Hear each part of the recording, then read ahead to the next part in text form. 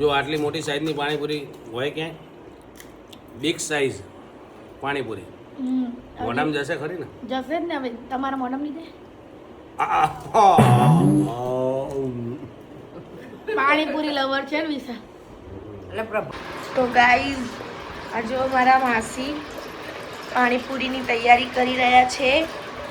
તો ચણા બાફવા મૂકે છે હવે અને અહીંયા ખજૂર ઉકાળવા મૂકી દીધી છે.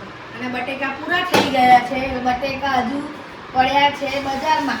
હવે લેવા જઈશું, હજી બાફવા મૂકીશું, પછી આગળની તૈયારી તમને બતાવીએ. Stay tune.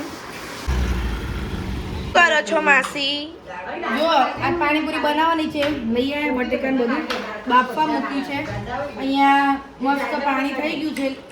જો હજી મીઠું પાણી, ખજૂર, એકલું ખજૂરનું પાણી, આ પુદીનાનું પાણી અને લસણની ચટણી હજુ બાકી છે. આમાં 17 વાનગી જોઈએ પાણીપુરીમાં, બરાબર. અને આ બરફ નાખું એટલે ઠંડુ થઈ જાય. લાવ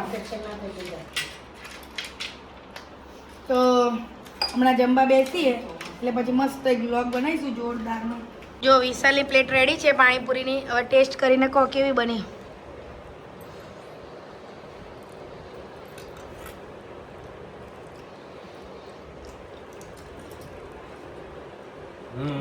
એક નંબર.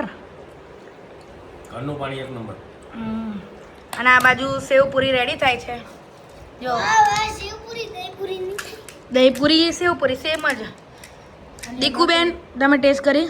જોરદાર. રેખાબેન? બહુ મસ્ત, બહુ સરસ, બહુ સરસ. સ્વાદ બી બહુ સરસ છે પુદીનાના પાણીનો. બરાબર. મને બહુ પાણી બહુ મસ્ત.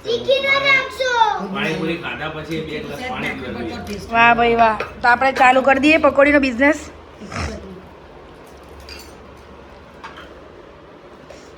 અમારા અયાનભાઈ ટેસ્ટ કરી. જો અમારે પાણીપુરીમાં કેટલી જાતની તો ચટણી, લસણની ચટણી, કોથમીરની ચટણી, આ બધું રેડી. ચલો તો બધાને કહો આવી જાઓ પાણીપુરી ખાવા માટે. આવી જાઓ પાણીપુરી ખાવા. શ્રેયાની પાણીપુરી. શ્રેયાબેનની પાણીપુરી હે ને? લાવો. હલાય દો.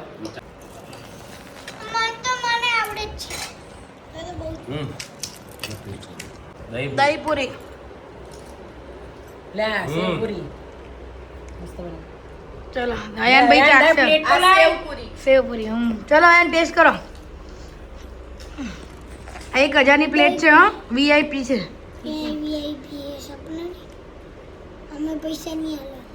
ફ્રીમાં ખાશો ભાઈ તમે?